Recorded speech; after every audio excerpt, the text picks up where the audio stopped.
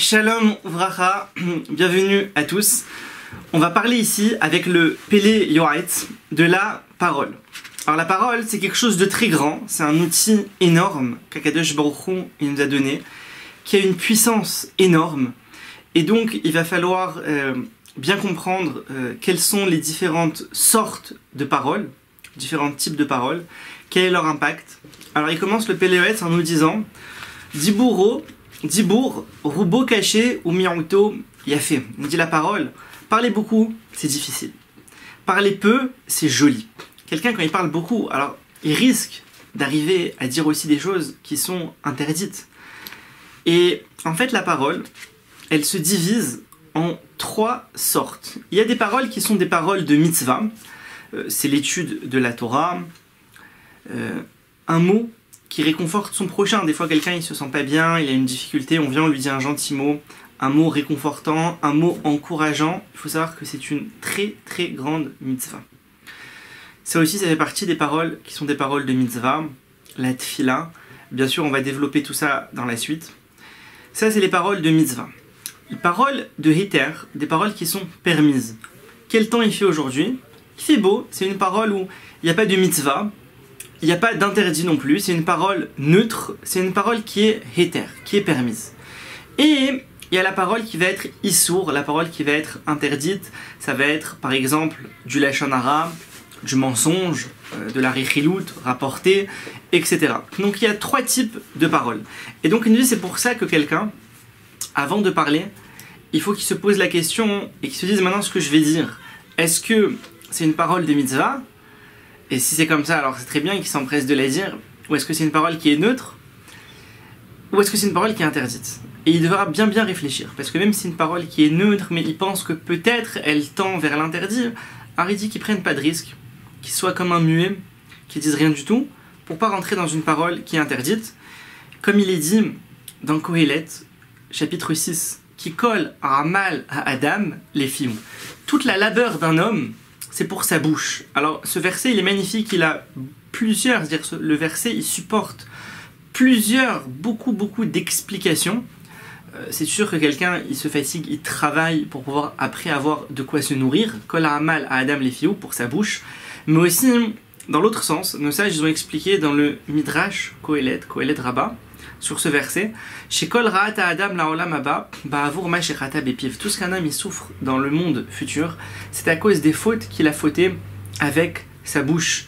Et en plus, il a été dit aussi dans le Vayikra Rabbah, c'est aussi un autre midrash, toujours sur le même verset, que toutes les mitzvot et toute la Torah que quelqu'un il étudie, des fois ça peut ne pas suffire pour incliner la balance face à toutes les choses interdites qu'il a dit avec sa bouche. Et c'est pour ça qu'il faut être très vigilant, parce que la bouche, elle part très vite. Quelqu'un, il commence à parler, c'est des fractions de secondes entre le moment où il pense ce qu'il veut dire et où il le dit. Donc la bouche, c'est un outil qui va très vite et qui peut aller très loin.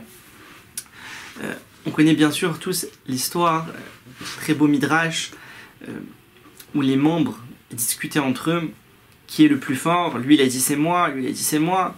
Et la langue, elle a dit c'est moi, on lui a dit ouais mais toi la langue, tais-toi, toi tu es dans le palais, on te voit même pas, tu es dans le noir, tu es petit, tu n'as pas d'os, tu n'as rien du tout. Et la langue, elle leur a prouvé, il a dit, je raconte brièvement, il a dit un mot devant le roi, qui paraissait être quelque chose de mauvais, le roi l'a condamné à mort, et là la langue elle a dit, vous avez vu, c'est moi qui décide si je vis, si je meurs. Tous ils ont dit c'est toi, c'est toi, c'est toi. Après il a dit non, tu sais ce que le mot que je t'ai dit, il a une double connotation. Moi je faisais référence à une autre connotation. On l'a dispensé de la peine de mort. Pour nous dire que la langue, elle a une force et un impact qui est très grand. La parole, tant que quelqu'un, elle est chez lui, alors il la contient. Elle est avec lui. Mais à partir du moment où il la sort, c'est fini. Une fois que les gens ont entendu, alors ça se propage et on n'a plus de contrôle dessus. Alors, on va commencer à parler de la première catégorie, la catégorie mitzvah. La catégorie mitzvah, les paroles qui sont des paroles de mitzvah, et bien sûr, Talmud, Torah, Keneged, Kulam, l'étude de la Torah, plus que tout. Et donc l'étude de la Torah, c'est important qu'elle soit faite aussi avec la bouche. Très souvent, des fois, on a tendance à étudier et on lit dans la tête. Il faut s'efforcer, il y a un Yetzer Hara dessus, il faut s'efforcer de lire avec la bouche. Et comme disent nos sages, Girsa Khati Havana. Quelqu'un qui a lu, il a déjà compris à moitié. La lecture, c'est déjà la moitié de la compréhension. Quand il a lu à voix haute, il a exprimé la chose, la compréhension elle est déjà là, la moitié. Kolpe Amarbe Lilmo, et donc bien sûr toute bouche qui augmente son étude de la Torah, Imtsa Chaim trouvera de la vie. Gdola Torah, grande est la Torah, chez Notet Chaim Baolam Hazeh ou Baolam Haba, qui donne de la vitalité dans ce monde-ci, dans le monde futur. Et comme nos sages nous disent dans le traité de Kiddushin, page 40, Talmud Gadol chez Mevi l'idée Marassé. Grande est l'étude parce qu'elle amène à l'action. Quelqu'un qui étudie, alors il sait quoi faire après. Au moment de l'action, il faut mettre le tefillin le matin. Il sait comment les mettre, mais s'il n'a pas étudié, au moment de l'action, il ne sait pas. On les met où, sur le dos, sur la tête, il ne sait pas comment ça marche. Quel bracha faire, à quel moment, il y a beaucoup de détails sur toutes les mitzvot. Donc Gadol, Talmud, chez Mevi, l'idée m'a assez grand est l'étude, parce que quand quelqu'un il étudie, alors ça va lui donner envie de réaliser en plus. Il apprend les détails de la mitzvah, comment le faire et quoi, et dans quel cas et dans tel cas. Et ça donne envie. Ça donne envie, et après quand il le fait bien. Et une fois qu'il l'a fait bien, il est content en plus, ça amène aussi de la joie, parce qu'il est content d'avoir bien fait la chose. Quand on fait quelque chose, mais on sait qu'on l'a fait un peu bancal comme ça, on n'est pas très content. On aurait voulu faire notre mieux, notre maximum. Et quand on fait quelque chose, et on a réussi à le faire, et on l'a fait comme il faut, alors on est heureux, on a vraiment accompli à 100%, on est heureux. Et c'est comme ça dans la Torah, et c'est comme ça dans tous les domaines. Et bien sûr, la Torah, c'est une épice.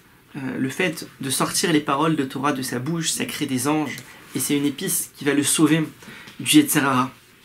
Parce qu'il faut voir à quel point elle est forte, la force du Yetzer Hara, et c'est quelque chose que n'importe qui peut voir. Des fois, quelqu'un, il peut parler pendant des heures, il peut aller prendre un café, discuter avec des gens au téléphone, pendant des heures, 2, 3, 4 heures, sans problème. Et même à la fin, au moment de se séparer, on est un peu triste, on voulait encore parler, on voulait encore se dire des choses. Il y a de la force.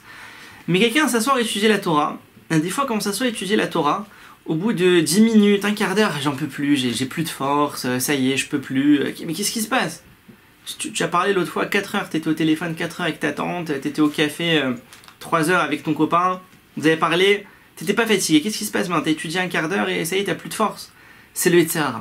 Le Yetzer Hara, il l'empêche, il veut bloquer, parce qu'il sait très bien que quand quelqu'un il va étudier, alors pour lui c'est fini pour le Yetzer Hara. Donc il essaye de bloquer, c'est quelque chose qu'on voit concrètement. Et même si quelqu'un, toute la journée il dit le même passouk, comme ça il me dit le Midrash, toute la journée il prend un passouk, il le répète toute la journée, il dit, il a son mérite. Il a son mérite. Bien sûr, c'est sûr que le but c'est pas de répéter toute la journée le même passouk, le but c'est de comprendre, d'approfondir, de développer, d'avancer, etc. Mais pour nous dire à quel point elle est forte l'étude et la prononciation de la Torah. Alors, deuxième parole de mitzvah, c'est la voix de la tfila, de la prière, de la trina, de la supplication. Comme nos sages nous disent dans Masechet Brachot, page 32, Gedola tfila, yoter mina korbanot. Grande est la tfila encore plus que les korbanot. Et on ne parle pas seulement de la tfila obligatoire, on va dire entre guillemets, shacharit mincha arvit, mais on parle aussi de la tfila que quelqu'un doit faire, une tfila personnelle, une tfila personnelle, quelqu'un qui a un malheur, un problème d'argent, un problème de maladie, un problème d'âme, n'importe quel problème, alors il y a une mitzvah de prier, de crier vers Hachem, et ça, il faut le sortir et il faut l'exprimer avec sa bouche. Il dit, écoute, Hachem, aide-moi, Hachem, j'ai besoin d'argent, aide-moi, Hachem, j'ai besoin de guérison, aide-moi, Hachem, j'ai un problème, je veux le shalom, Hachem, aide-moi. Et il s'adresse à Hachem et il lui explique son problème. Il dit, voilà, mon problème, mon problème, il est comme ça et comme ça. Tu vas dire, Hachem, il sait très bien c'est quoi mon problème, il n'a pas besoin que je lui explique. Hachem, il sait très bien c'est quoi ton problème.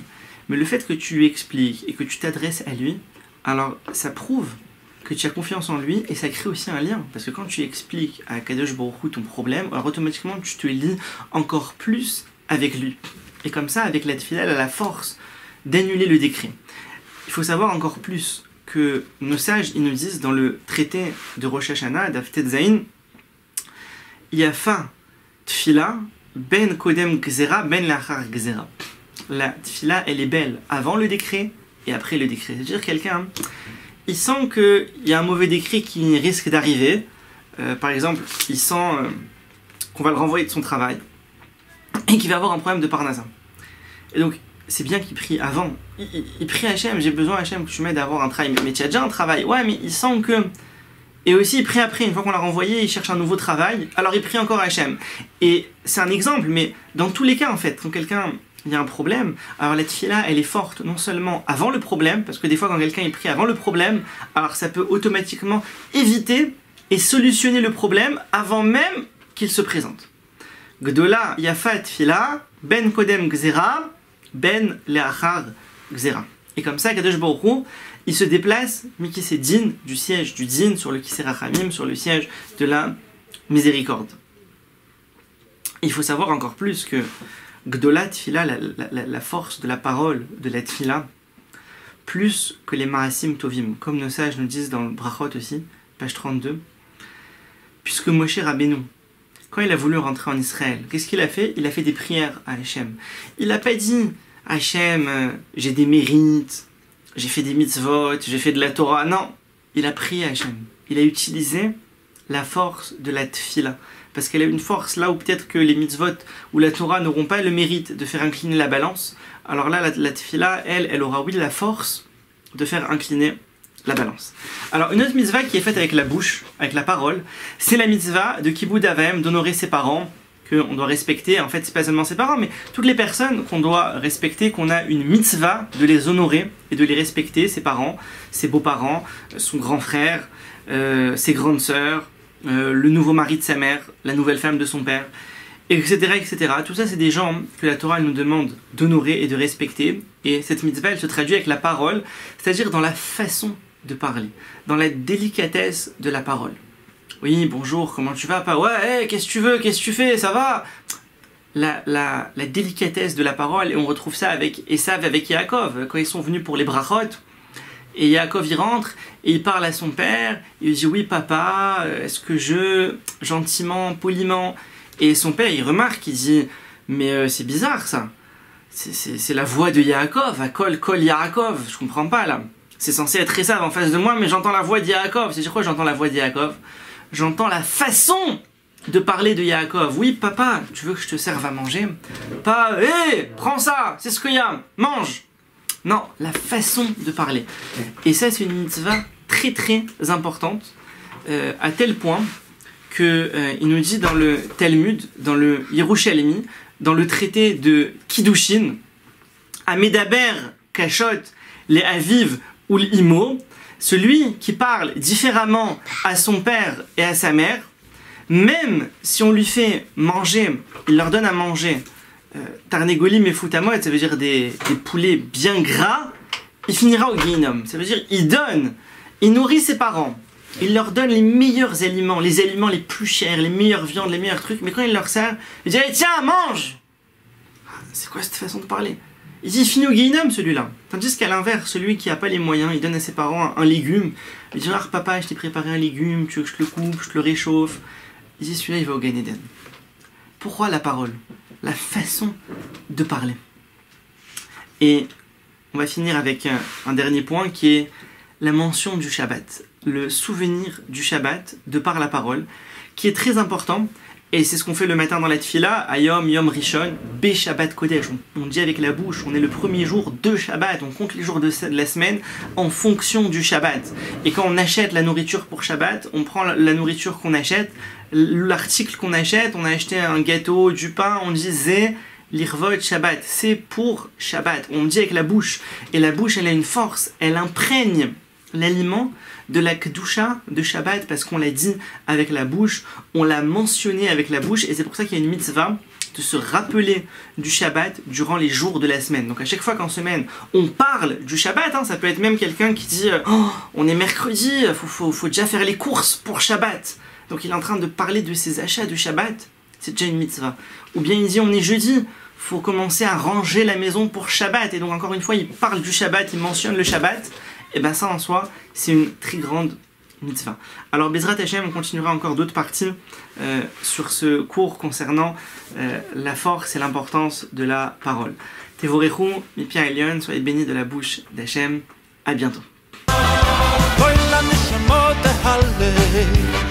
la neshama.